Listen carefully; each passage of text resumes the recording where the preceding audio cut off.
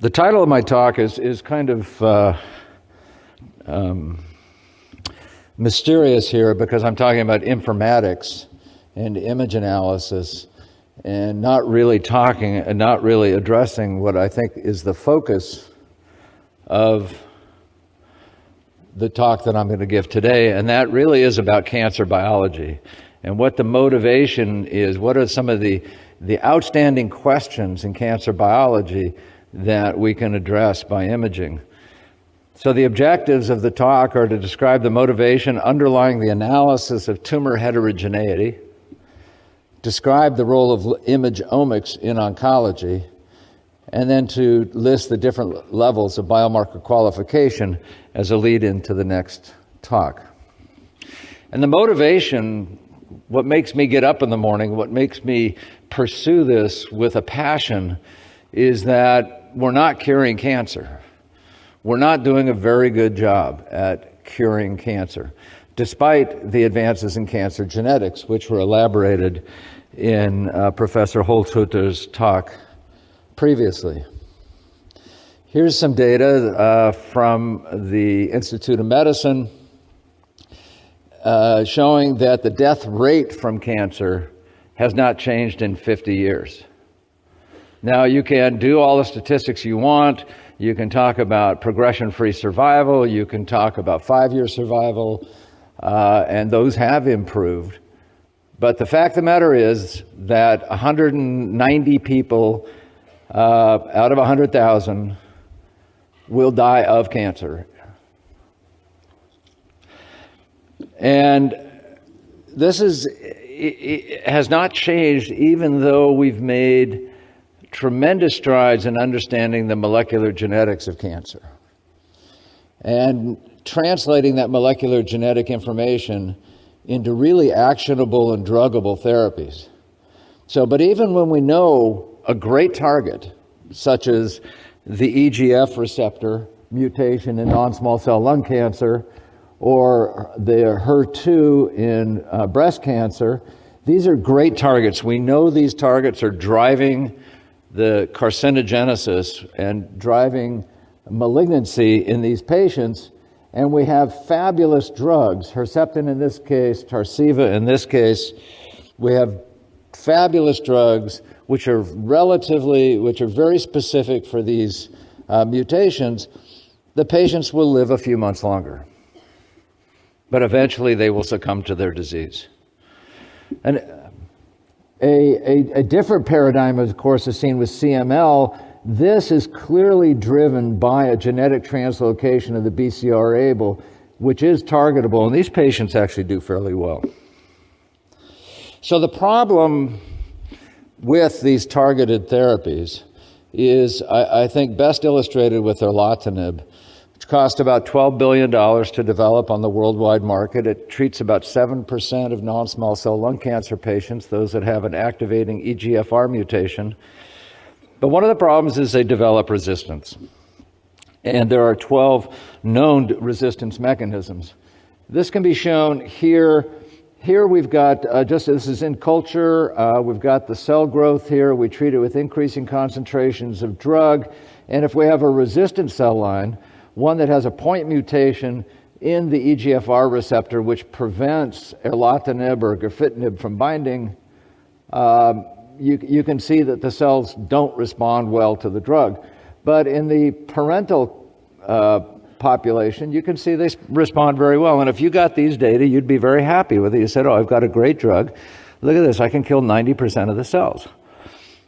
This is the concentration we can achieve in humans, about 1 micromolar.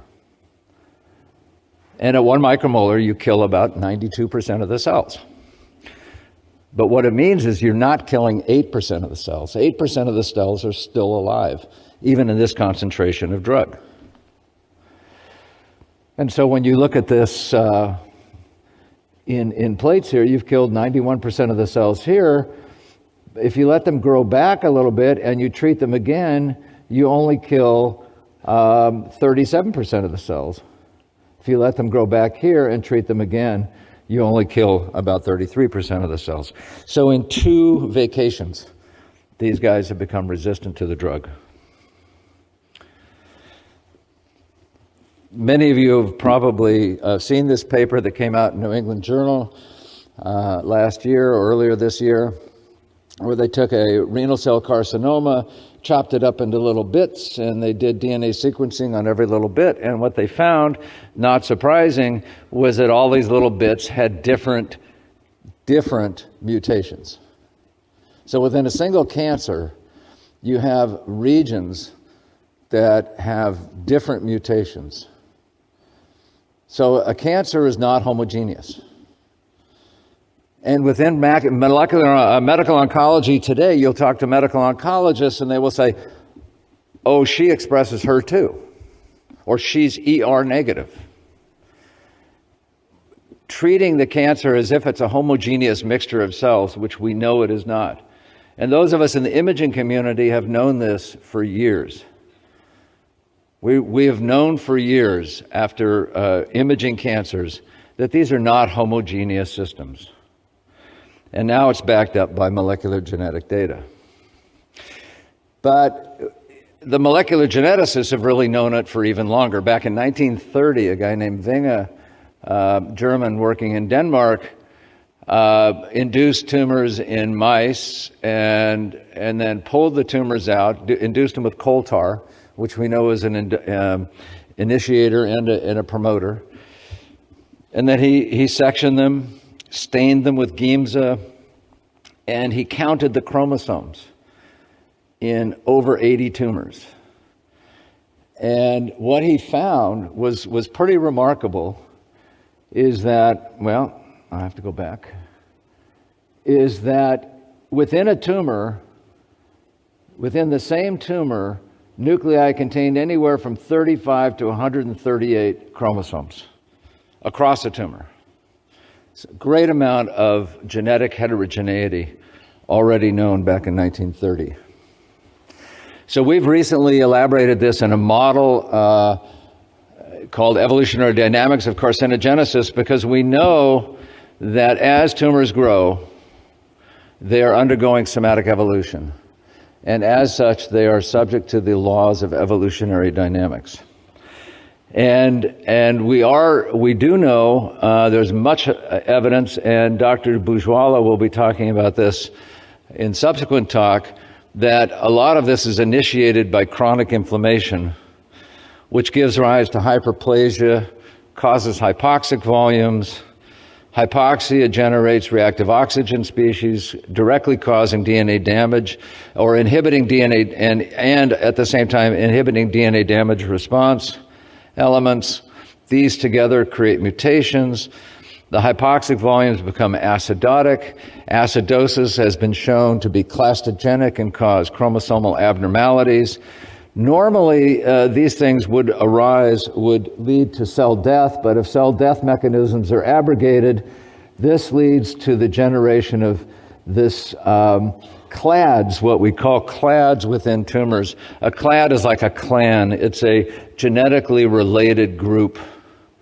In this case, a genetically related group of cells that eventually grow out and form different regions of cancers. So this is a single tumor, has different clads within it. We sometimes call cancers are like continents. They have all these different ecosystems, and within each ecosystem, a new type of phenotype evolves. And when you have enough of these, you get malignance and you get resistance. Like I said, this could all be predicted. This is all predictable with evolutionary game theory, which states that the rate of evolution here is equal to the phenotypic variance times the slope of the fitness function. And what do we mean by that? So the rate of evolution, this is the phenotypic variance. This is the number of clads that you have within that tumor. And this is the fitness strategy, the fitness over the strategy. It looks complex, but it's actually very simple. If a cell can make a tiny change in its strategy and get a large change in fitness, then that's a higher slope of the fitness function. And when you put tumors under chemotherapy, what you do is you increase the slope of that fitness function dramatically, and you're highly selecting for cells that have that adaptive strategy to be resistant. Importantly, though, phenotypic variance is something we can image. So when I talk about putting cells under chemotherapy, this is from the same guy who did the New England Journal paper talking about evolutionary dynamics in therapy. When you have a highly phenotypically variant culture, tumor like this, each one of these is a different phenotype or genotype, if you will. When you treat with therapy, what you do is you induce a bottleneck. But that eventually will grow out again. And this is a very high slope of a fitness function right there. One of the challenges, I think, of imaging is following this therapeutic approach in real time, quantitatively in patients. Because if you notice, right there at that bottleneck, the tumor should be exquisitely susceptible to an alternative therapy. But once we let it grow out again, it has this highly divergent phenotypic variance. Now, many of you work in radiology departments. Radiology departments make money by measuring tumors and saying if they get bigger or smaller. Size does not matter. Generally speaking, it's the primary objective endpoint for all therapeutic trials, and it works about half the time. In non-small cell lung cancer, treated with chemotherapy, the change in RECIST does not predict outcome. The change in tumor size in response to therapy is not predictive of outcome. The same is true in colorectal cancer. This was a large meta-analysis in The Lancet a few years ago, and I urge you to read it. The references in my syllabus. But the bottom line is that anything, down in this quadrant is okay, but there's no quantitative correlation. But notice we have things up in this quadrant here. Okay? So, which means that we're going to get the tumor will shrink, but the patients die faster. So, when I say size doesn't matter, RECIST works, but about half the time. So the question is, how can imaging inform oncology decision-making? First of all, we have to get them around this notion that size matters. We can quantify heterogeneity, and we can develop large databases. So looking at heterogeneity, here's a CT scan. Some would say it's not molecular imaging. I contend that even anatomic imaging in a way is molecular imaging because we're imaging the underlying pathophysiology behind this tumor. This tumor looks different than other tumors of the lung that I have seen. You can look at it yourself and see this is very diffuse. So we can take that and you can put a map. This is an isoattenuation map. We can do a gradient map. We can analyze the complexity of this structure in many, many different ways. And this is reflecting an underlying difference in the tumor structure itself. So this is a histopathology slide from that same tumor. And you can see, I hope, just with H&E stain, that this is a very heterogeneous tumor. The heterogeneity in that can also be segmented out. We can also identify isoattenuation regions within the tumor and reflect that in colors. And now I think when you see the colors, you can see a lot more heterogeneity. And that can be done at even higher magnification here. And what I contend is that even though we're just looking at anatomy, the underlying structure here, what we're looking at are these clades. What we're looking at are phenotypic differences among these cancers. And the greater this diversity, the more malignant will be the cancer. This patient died 7 months after that image was taken. So can we use the complexity of images? I often say if you're not extracting as much information out of the images as possible, don't even bother imaging. If you're just going to extract a single number from your image, why are you imaging? So we can quantitatively characterize phenotypic heterogeneity using advanced analysis of textures. So here's an example, I think, of why we do imaging. This is 3 preclinical scans from a mouse. It doesn't matter who or what. This is an MR image, T2 weighted, dynamic contrast, and a diffusion coefficient. But just look at the tumor there in the mouse. This is a single cell type. Okay, this is not a heterogeneous mixture of genotypes like we see in humans. This is a single genotype. But the heterogeneity in this tumor is pretty remarkable. It happens over and over again that somebody will draw a circle around that and extract a single number and say, that's the K-trans for this, or that's the diffusion coefficient for this tumor. That's stupid. Why image? Image gives us this richness of data regarding the complexity and the heterogeneity of the signal, and that should be analyzed. This is shown in this Alan Jackson's group. I think Alan has been a pioneer in this work for a long time. Here he shows with dynamic contrast series from patient gliomas that to distinguish high-grade from low-grade gliomas, you can take the median K-trans and get a pretty decent p-value, 0.0046.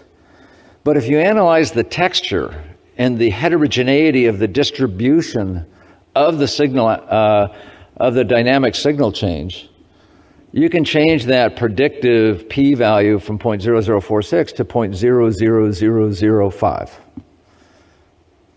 2 orders of magnitude better. Kevin Brindle has done similar work, in this case in a lymphoma, where he used this particular type of texture analysis called Minkowski classifiers, and just one classifier using Minkowski rather than mean intensity can increase the area under the ROC curve dramatically.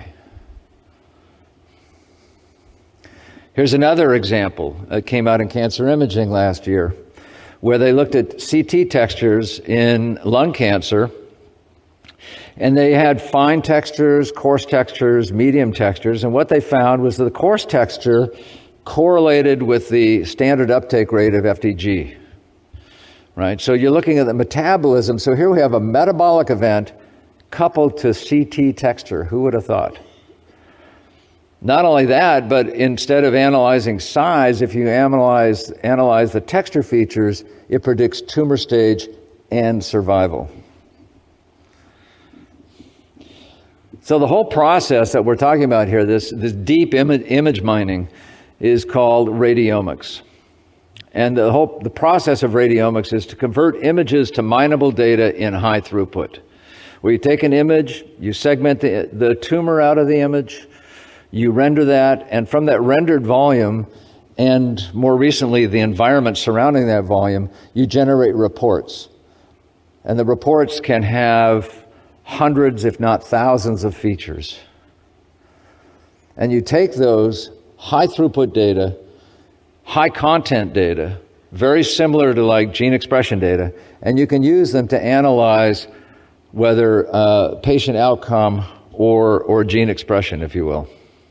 The rationale behind this, some of you have seen this slide before, but I added it in there because of the previous speaker. The relationship between this, you have a linear set of arrows going from the genome to the anatome, but the interactions or the conversion, the interconversion between these layers is highly nonlinear.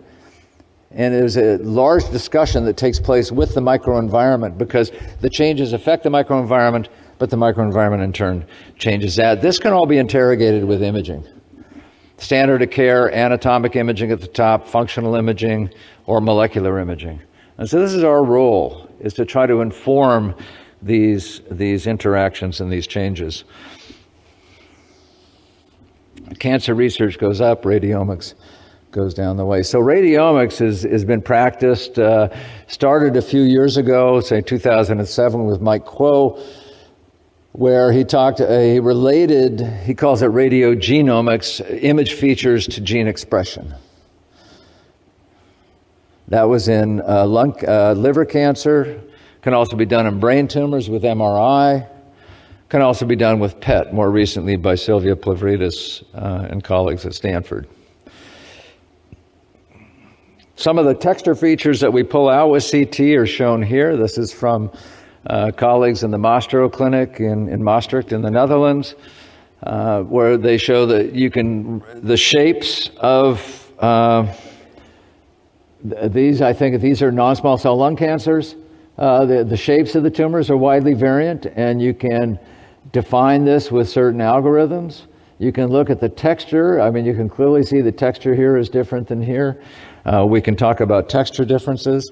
As a matter of fact, there are 324 descriptions of texture.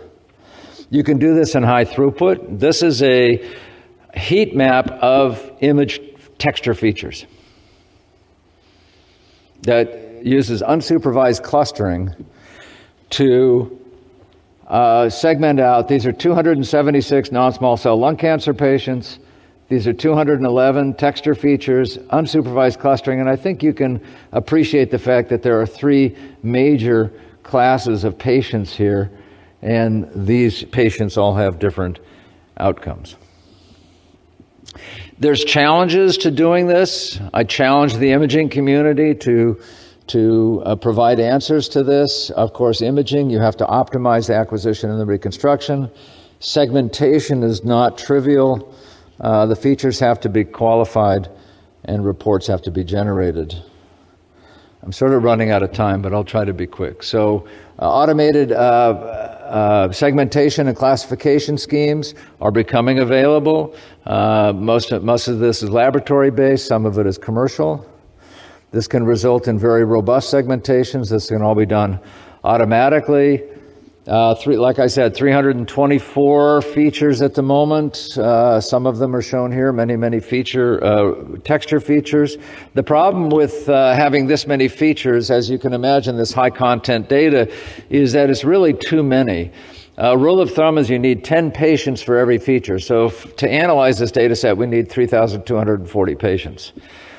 To reduce that, to reduce the dimensionality, and to reduce the probability of overfitting the data, you can sequentially identify and reduce the number through reproducibility and uniqueness, non-redundancy, in order to get down to a number of about 40.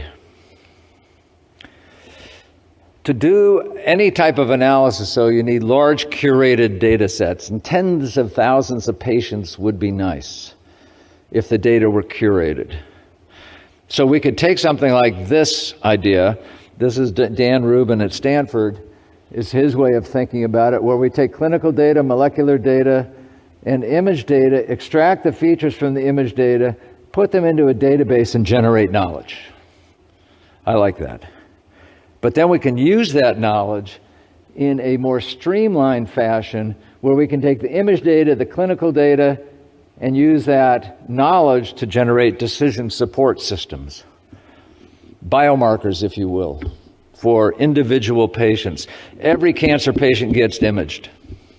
We can use that data to personalize their cancer care. Currently in radiology, what happens is they do a read, they annotate, put it in the chart, file it away, and that's it. Never to be seen again. What we're saying, the radiology reading room of the future will annotate, but at the same time automatically segment out the different and classify the different regions. That annotation will actually be turned into mineable data called AIM.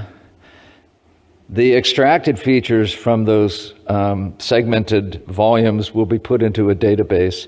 These can be combined into a national database headed up by Larry Clark, who I think is in the room here. And that can be used to be mined to generate decision support systems. And the best of it all is that this would be a highly dynamic system and a growing system, especially with high computing power and partners such as IBM, throwing that data back to the radiologist in real time. Like I said, the purpose of this is to generate biomarkers, Right now, in the past, we were stuck with RECIST, right? And presently, we have dynamic contrast is being used somewhat. FDG PET is used quite a bit, and volumes are being used. But the future is bright. The future is very bright for molecular imaging, as you'll hear in the next talk, to develop biomarkers. But I wanted to caution about what it takes to be a biomarker. The use of the term biomarker, if you do a literature search, you can download 1,000 references before you find one that actually qualifies as a biomarker. We use that term very easily in our type of research. This is a potential biomarker for such and such, and it never goes anywhere. And literally speaking, it's over 1,000 to 1. 5 levels must be met to be a biomarker. First of all, you have a correlative observation in cells or animals, which is a lot of the work that we do here in basic discovery. That can be readily translated to a retrospective study with existing human samples, such as histopathology specimens. At some level, you have to start doing inter-lab cross-validation. Does somebody else in another lab see the same thing? You have to design a prospective study, a limited prospective study, a phase 2 study, if you will. But finally, for a biomarker to be qualified, to be put into clinical practice, to get reimbursed, you need a multi-center prospective study. And many biomarkers do not reach that level. So to end up, cancer research is in a state of crisis at the moment because targeted therapies are not curing cancer. The major factor in the ineffectiveness of targeted therapy is the emergence of resistance. This is predictable with evolutionary game theory, given tumor heterogeneity. And imaging is the best equipped technology to assess tumor heterogeneity in patients. And to do this requires advanced image analysis.